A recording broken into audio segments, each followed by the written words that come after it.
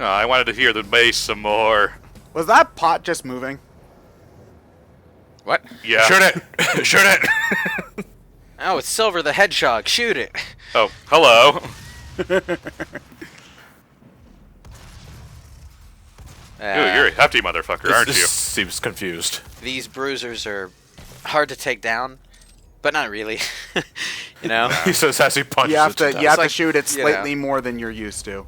It's that kind of enemy that in most games would be an unstoppable behemoth that you'd constantly have to get out of the way from. But Doom's not having none of that.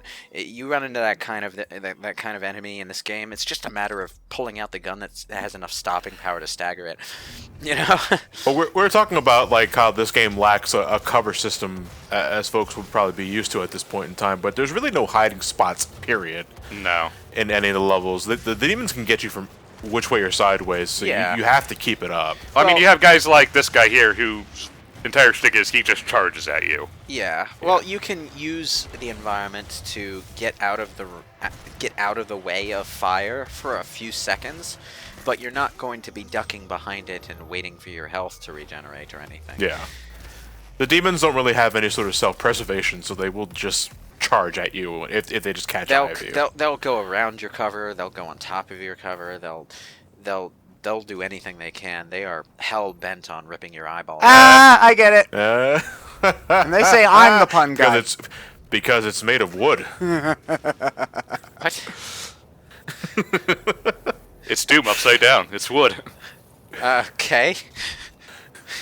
Better than bad. It's good. I live for your confusion.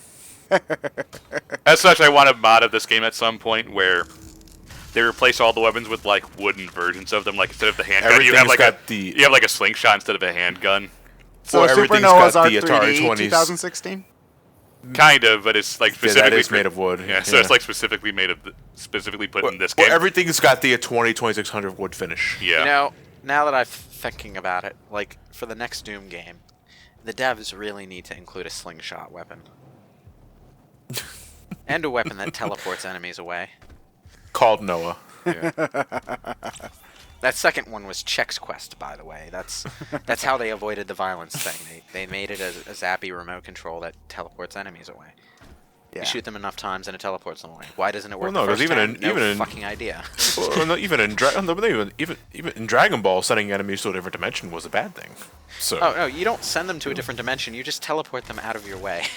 You know, it's it was a game that they packed into cereal boxes, so it had to be, you know, family friendly, and they were making it literally with the Doom engine. Yeah, So when there's a phrase from back in the day called Doom clones, and it's not kind of like how we would say, like, oh, this is just a Halo clone. Like, no, it's not like it's just copying the idea. Like, Doom clones literally ran on the Doom engine. Like, yeah, exactly. It was the same gameplay, the same engine, the same controls. The graphics assets would just be swapped around, and the level design would be different. Doom was great for early modding, and it's still great for modding today. I'm pretty sure people still actively mod it. And there's the Brutal Doom mod, which modernizes the gameplay, so you can do a lot more with that. Yeah, people still mod Doom, which is, you know, it's the year 2016, and people still mod Doom from 1990, whatever the hell it came out. I don't remember. Well, you know, to its credit, was, I think even with the weird swivel around and no vertical aiming, the original Doom has a really good gameplay feel. I say really good gameplay feel because not all of the level design is great. It's an early first-person shooter, and it really shows in some places. Like, it's great how the levels are labyrinthine and really explorative in their way, but at the same time, the level design is not graceful. And I'm guessing the original Doom does not have a map feature either. If I had to guess. No, it doesn't have a map feature. You had to remember where you were, and that in itself is a bit of a difficult challenge for me because Doom was before the point where first-person shooter level design tried to look vaguely like a real place. I think it was Star Wars Dark Forces or something that started that trend. But you know, the levels in Doom are literally just a maze. There are some landmarks to be found in the levels, but the graphics are simple. Otherwise, they're just boxy hallways. Yeah, the graphics are simple, and the layout of the land is very nonsensical. You could never look at a single place in any of those levels and say, this room has this implied function, you know? They're just rooms, yeah. Yeah. Well, anyway, it has its quirks, but it's got a very satisfying feel to it that makes it worth playing in spite of those old, not very well aged quirks. So, I still recommend playing it, more so than I would recommend Wolfenstein 3D, which was my first person shooter. It's I mean, it was basically the first person shooter, so yeah. I mean, if you want to get a feel for what playing Wolfenstein 3D feels like, I think the literal description of how they programmed it is like you've got a top-down shooter, something like what you'd find today in Hotline Miami, and you just put that in first person. So you can turn in a circle, and as long as you're pointing toward an enemy, you hit them. But the entire game... basically a lock-on. Yeah, the entire game in Wolfenstein 3D's case is on a flat plane, so it's really obvious that that's what's happening. There's no aiming up and down, because there is no up and down. There's just the one flat floor that everyone is on. You see, it's odd. I've never played Doom, but I've watched a lot of videos about it, and I don't really remember how they did it, but the way that they made Doom a 3D game involved a lot of technical trickery, which was really, really interesting to find out about. Like, yeah, well, because technically Doom isn't even a 16-bit game. Wait, yeah, really? I think a lot of the techniques used in Doom got their start in Ultima Underworld, which is not a fast-paced game by any means, but was one of like the very, very earliest 3D adventure games. I say 3D because I say 3D loosely in the old school sense because this was before 3D character models were a thing. Everything was still a sprite, but it was this massive. It's this massive survival labyrinth RPG where you're locked in this huge multi-floor underground cavern trying to survive, find out as much as you can about the world. Yeah, I saw the cut, and it was. I don't want to say the first 3D game, but definitely one of the first, and one of the ones that got a lot of the visual techniques that other games used. Yeah, like 3D games at that point were basically just a fancier version of what is it? Not Super Effects, Mode 7 on Super Nintendo. Although there were polygons with textures involved in these yeah. games, so it's not necessarily the same thing technically. Yeah, but it kind of functions in a similar way, gameplay wise. Yeah, somewhat. It's the closest comparison I can think of, anyway. Yeah, it's like Wolfenstein started the gameplay style. Doom added a lot of verticality to the game, but you still couldn't aim up and down.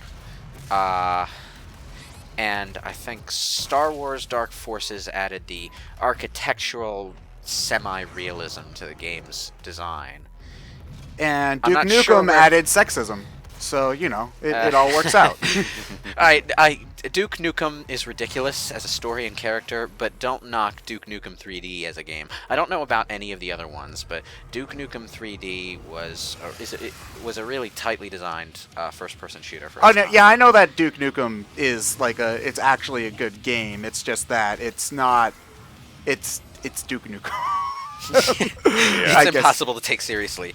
Yeah. I think the good ending for that game, if there was even such a thing as a bad ending, is like Duke Nukem getting together with a bunch of the over-sexualized babes he rescues and repopulating the Earth, like literally repopulating the Earth. So...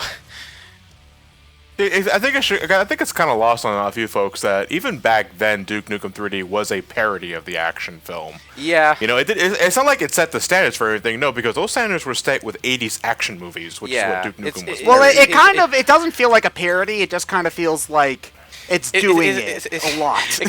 Dude, he repopulates the entire Earth with. It's kind of like it kind of straddles the line. You need to be making a point. In order for something to be... You don't necessarily need to be making a point. My problem with Duke Nukem is that it plays it a little straight at times, a little not straight at others, and the balance is off, and it just kind of makes it hard to laugh at sometimes. Like, even Duke Nukem 3D had that weird alien level where, like people freaked out about this in Duke Nukem Forever. There was this level where, like, all these women were captured by the aliens and stuck in the walls, and it was all around not comfortable. But I'm pretty sure Duke Nukem 3D had something like that. It had the same level, yes. Nobody mentioned it at the time because, you know, we weren't as big on criticizing that stuff around then. Or maybe the mass media just missed it. Well, at the time, you know, or also, you know, things at the time. Also, you know, we didn't have Twitter or Facebook. Yeah, that too. Social media. But you know, that kind of stuff also just makes it a little bit difficult for me to find it entirely humorous. So, and it's just, you know, you need different strokes for different folks, I guess. I find Shadow Warrior funnier. I guess the thing about Duke Nukem... Gee, Lewis, you seem to know a lot about Shadow Warrior. Where can I find Shadow Warrior? On Steam. I'm not going to hunt it down for you. Google it, bitch! Actually, Shadow Warrior 2013 was free on Steam a while back, and I was tweeting about it. I think I might have posted it in Skype at the time. So, if you didn't get it then I guess you're just going to have to pay for it. So why aren't we shooting this lady? Cutscene. Because there's bulletproof glass between us. Yeah, we've got an awful lot of bullets, alright? Let's try. No, it's cutscene and she's surrounded by doom-proof glass. Doom-proof glass, damn it. I hate that stuff. Yeah, I literally cannot move right now, so... Yeah, it's just in character why you don't... I think Doom Guy probably just... If I were Doom Guy, I would just shoot her, but... He would just fist bumping the statue. He just drop kick the window.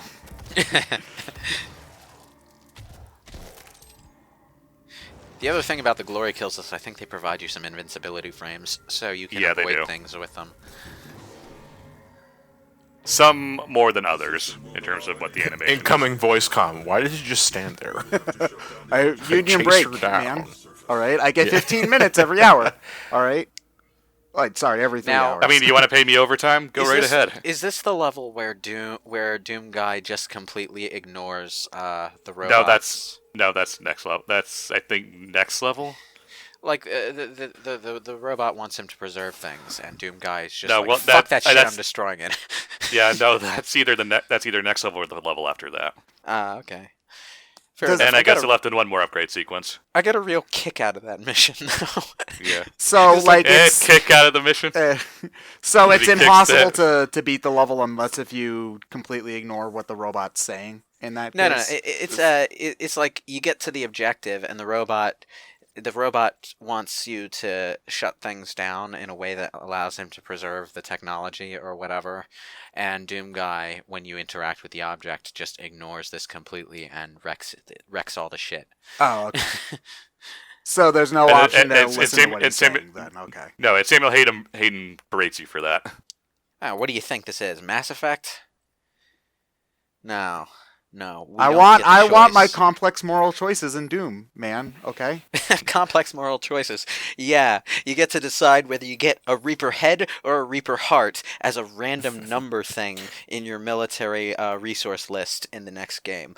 Congrats. Punch to death, chainsaw to death. No, pull out a table and discuss with the demons our mutual differences. Now we may overcome them.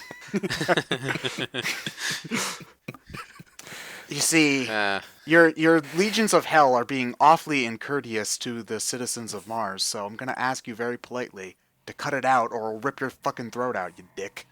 I just have to wonder what drugs the original developers of this game, of the Doom series, were smoking to have thought demons on Mars. That's our plot. I honestly, I think that they probably... Oh, actually, you know what? I was going to say, I thought that they probably were thinking whatever could let them just make whatever the hell art assets they want, but then I remember that this is Doom, and that there actually was, this massive amount of Doom lore that they made that doesn't end up mattering. Oh, yeah. There was also a novel. Apparently, it's pretty cracked up. It's got a lot to it, too. There's... I think cult stuff going on, and I don't know. I haven't read it myself. I haven't been able to track down a copy, but apparently it was something special. Well, you people at home can go read that in between parts. Yeah. Well, in between some other parts because it's not likely to get to your house by the time the next one is up. Just saying. Play Shadow Warrior.